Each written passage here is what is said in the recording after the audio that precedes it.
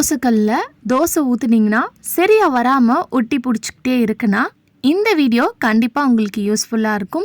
Skip பண்ணாமல் ஃபுல்லாக பாருங்கள். Hi friends, welcome back to our channel. எல்லோரும் எப்படி இருக்கீங்க? கண்டிப்பாக நல்லா இருப்பீங்க நம்புகிறேன். இன்றைக்கி நம்ம சேனலில் எல்லாருக்குமே ரொம்ப யூஸ்ஃபுல்லாக இருக்கக்கூடிய கிச்சன் டிப்ஸ் அண்ட் ட்ரிக்ஸ் தான் ஷேர் பண்ணியிருக்கேன். ஸோ வீடியோவை ஸ்கிப் பண்ணாமல் ஃபுல்லாக பாருங்கள். அதுக்கு முன்னாடி நீங்கள் எப்போ தான் நம்ம சேனலை ஃபஸ்ட் டைம் பார்க்குறீங்கன்னா இப்போவே சப்ஸ்கிரைப் பண்ணிக்கோங்க. கூட இருக்க பெல் சிம்மில் கிளிக் பண்ணிக்கோங்க. இப்போ வாங்க வீடியோக்குள்ளே போகலாம். ஃபர்ஸ்ட் டிப் என்னன்னு பார்க்கலாம். நம்ம இந்த மாதிரி ஷர்ட்லாம் துவைக்க போடும்போது மிஷின்லேயோ இல்லை கையிலையோ துவைக்கும் போது அந்த காலரில் பார்த்திங்கன்னா ரொம்ப அழுக்காக இருக்கும். ஸோ கையில் துவைக்கிறதா இருந்தாலும் ரொம்ப ஸ்ட்ரெயின் பண்ணி துவைக்கிற மாதிரி இருக்கும். மிஷினில் துவைச்சா கூட சில சமயம் பார்த்திங்கன்னா அதில் இருக்கக்கூடிய அழுக்கு உங்களுக்கு போகாது. ஸோ அந்த டைமில் இந்த டிப் பார்த்திங்கன்னா ரொம்ப யூஸ்ஃபுல்லாக இருக்கும். நம்ம யூஸ் பண்ணுற டால்கம் பவுடரை கொஞ்சமாக இந்த மாதிரி ஸ்ப்ரெட் பண்ணி தூவி விட்டுட்டு கையால் இந்த மாதிரி நல்லா தடவி விட்டுக்கோங்க.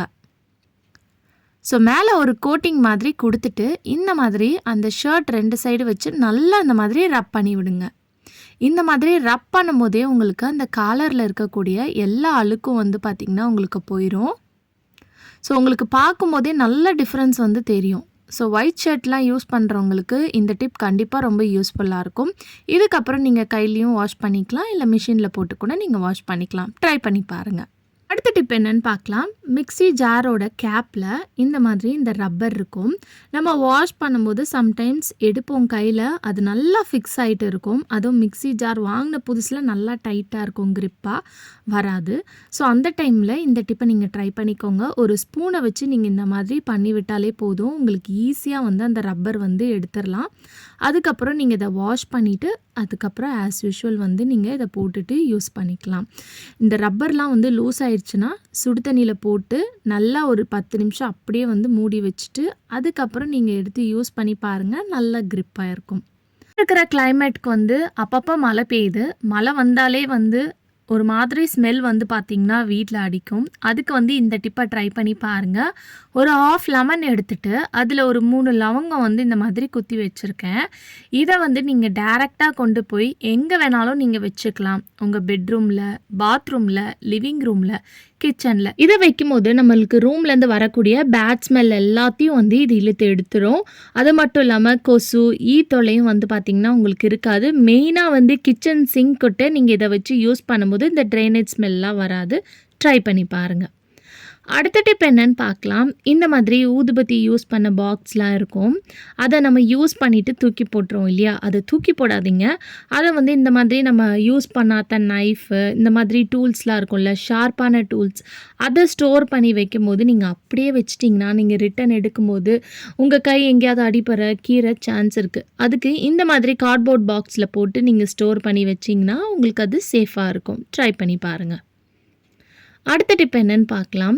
உங்களுக்கு தோசை ஊற்றுனா தோசையே சரியாக வரலனா கண்டிப்பாக இந்த டிப்பை ட்ரை பண்ணி பாருங்கள். இப்போ நம்ம தோசைக்கல்லில் தோசை ஊற்றி அந்த எண்ணெய்லாம் சைடில் இந்த மாதிரி ஒரு லேயர் மாதிரி ஃபார்ம் ஆயிரும். ஸோ அதை நீங்கள் எடுத்துட்டாலே போதும். உங்களுக்கு ஊற்றுற தோசை ஈஸியாக வந்துடும். அதுக்கு கேஸை லைட்டாக ஹீட் பண்ணிக்கிட்டு ஸ்லோ சிம்மில் வச்சு நீங்கள் இந்த டிப்பை ட்ரை பண்ணணும். இந்த மாதிரி நைஃபை வச்சு சைடில் மேலே இருக்கக்கூடிய இந்த லேயரை நீங்கள் ரிமூவ் பண்ணிங்கன்னா அது தனியாக உங்களுக்கு வரும். ஹீட் மட்டும் லைட்டாக சிம்லேயே நீங்கள் வச்சு பண்ணால் மட்டும்தான் உங்களுக்கு இது பார்த்திங்கன்னா வரும். ஸோ இந்த எண்ணெய் பிசுக்கெல்லாம் இதுலேயே இருக்கும்போது உங்களுக்கு தோசை எவ்வளோ தான் நீங்கள் ஊற்றினாலும் உங்களுக்கு க்ளீன் பண்ணாலுமே பார்த்திங்கன்னா தோசை வராது. ஸோ ஃபஸ்ட்டு டிப்பாக நீங்கள் இதை ரிமூவ் பண்ணுறது ரொம்பவே முக்கியம். ஸோ ஸ்லோ சிம்மாக வச்சு லைட்டாக இந்த மாதிரி நைஃபை வச்சு நீங்கள் தேய்ச்சி விட்டு ரிமூவ் பண்ணாலே உங்களுக்கு ஈஸியாக வந்துடும். ஸோ பாருங்கள் எந்த அளவுக்கு இந்த தோசைக்கல்லில் அழுக்கு இருந்திருக்குன்னு சொல்லிட்டு. ஸோ இந்த மாதிரி நீங்கள் ரொம்ப ஸ்ட்ரெயின் பண்ணணுன்ற அவசியமே இல்லை. ஏன்னா நம்ம அதை ஹீட் பண்ணும்போது உங்களுக்கு இந்த லேயர் ஃபார்ம் ஆகிருக்கு இல்லையா, அது உங்களுக்கு ஈஸியாக பார்த்திங்கன்னா வந்துடும். இதுக்கப்புறமே நீங்கள் அதை வாஷ் பண்ணிவிட்டு நீங்கள் தோசை ஊற்றினாலே போதும். உங்களுக்கு ஈஸியாக பார்த்திங்கன்னா உங்களுக்கு தோசை ஒட்டாமல் வந்துடும். நீங்கள் வேணும்னா இன்னும் கூட நீங்கள் ரிமூவ் பண்ணிக்கலாம். எனக்கு இந்த அளவுக்கு போதும். ஏன்னா சைடில் தான் எனக்கு ரொம்ப லேயராக இருந்துச்சு, அதை மட்டும் நான் ரிமூவ் பண்ணிக்கிட்டேன். இப்போ நெக்ஸ்ட் ஸ்டெப்பாக கொஞ்சமாக உப்பு சேர்த்துருக்கேன். உப்பு சேர்த்ததுக்கப்புறம் லெமனை இந்த மாதிரி ஒரு ஃபோக் ஸ்பூனில் குத்திக்கோங்க. ஏன்னா டேரெக்டாக நம்ம பண்ணும்போது நம்மளோட கை சுடும். இது கூடயே வந்து டிஷ் வாஷ் லிக்விட் கொஞ்சமாக நான் சேர்த்துக்கிட்டு லைட்டாக தண்ணி தெளிச்சுக்கிறேன். ஏன்னா இப்போ நம்ம இந்த லேயர்லாம் எடுத்தோம் இல்லையா, அதை வந்து நல்லா க்ளீன் பண்ணணும். அதே மாதிரி தோசை ஒட்டாமல் வர்றதுக்கும் இந்த டிப் வந்து ரொம்ப யூஸ்ஃபுல்லாக இருக்கும். இப்போ கேஸ் வந்து பார்த்திங்கன்னா நீங்கள் ஃபாஸ்ட்டாக வைக்காமல் ஸ்லோ சிம்மில் வச்சுட்டு இந்த டிப்பை வந்து ட்ரை பண்ணுங்கள். நல்லா ஹீட் ஆகி அது சூடானதுக்கப்புறம் நீங்கள் ஆஃப் பண்ணிக்கலாம். நடுவில் இந்த மாதிரி லைட்டாக தண்ணி மட்டும் தெளிச்சுக்கோங்க.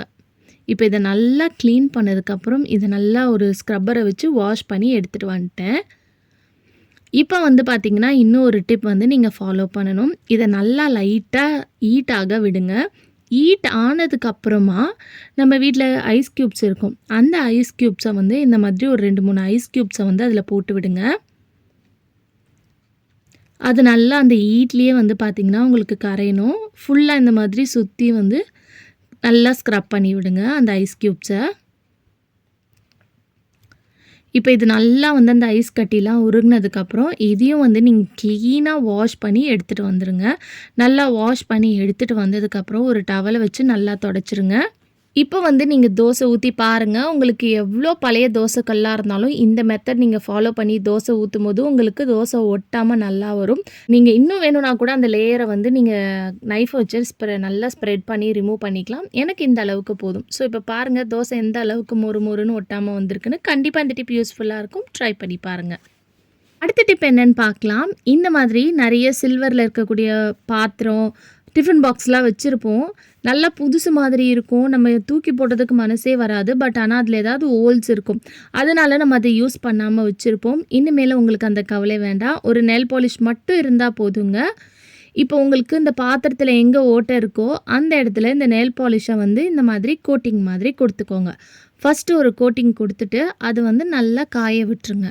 அது காஞ்சதுக்கப்புறம் அதுக்கு மேலேயே வந்து பார்த்திங்கன்னா நீங்கள் இன்னொரு கோட்டிங் வந்து கொடுக்கணும்.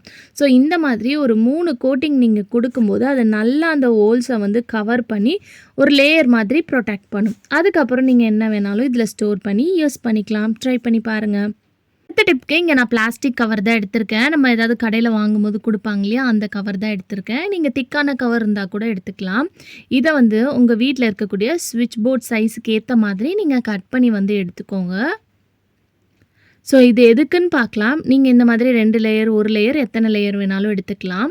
நம்ம ஸ்விட்ச் போர்டெலாம் வந்து பார்த்திங்கன்னா பசங்க வந்து ரெஸ்ட் ரூம் போயிட்டு வந்துட்டு அந்த ஈரக்கையோட ஸ்விட்ச் போர்டு போடும்போது உங்களுக்கு ஷாக் அடிக்க சான்ஸ் இருக்குது.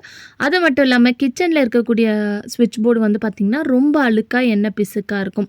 அதுக்கும் வந்து நீங்கள் இந்த டிப்பை ட்ரை பண்ணிக்கலாம். இப்போ நான் 2 குட்டி பீஸ் டபுள் டேப் கட் பண்ணி எடுத்திருக்கேன். இப்போ இந்த 2 டபுள் டேப்பையும் இந்த சைடு 1 இந்த சைடு 1 வந்து நான் ஒட்டி விட்டுக்கிறேன். இப்போ இதை ஒட்டினதுக்கப்புறம் இதுக்கு மேலே வந்து இந்த சைஸ்க்கு ஏற்ற மாதிரி நம்ம கட் பண்ணி வச்சுருக்கோம் இல்லையா பிளாஸ்டிக் கவர், அதை வந்து இதில் வந்து நீங்கள் ஒட்டி விட்டுறலாம். இந்த மாதிரி நீங்கள் ஒட்டி விடும்போது நம்மளுக்கு ஷாக் அடிக்கும் இல்லையா, அதுலேருந்தும் நீங்கள் அவாய்ட் பண்ணிக்கலாம். அது மட்டும் இல்லாமல் கிச்சனில் இருக்கக்கூடிய ஸ்விட்ச் போர்டு வந்து ரொம்ப அழுக்காக எண்ணெய் பிசுக்காக இருக்கும். அதையும் வந்து பார்த்திங்கன்னா நீங்கள் அவாய்ட் பண்ணிக்கலாம். வெளியே கூட வந்து பார்த்திங்கன்னா பசங்கள்லாம் இந்த மாதிரி ஹோல்ஸ்லலாம் கையை விட்டு விளாடுவாங்க. அதை அவாய்ட் பண்ணுறதுக்கும் வந்து நீங்கள் இந்த டிப்பை வந்து ஃபாலோ பண்ணிக்கலாம். ஸ்விட்ச் போர்டும் உங்களுக்கு எப்போவுமே வந்து அழுக்காகாமல் பளிச்சுன்னு சுத்தமாக நீட்டாக இருக்கும். ஸோ கண்டிப்பாக இந்த டிப் ரொம்ப யூஸ்ஃபுல்லாக இருக்கும். ட்ரை பண்ணி பாருங்கள்.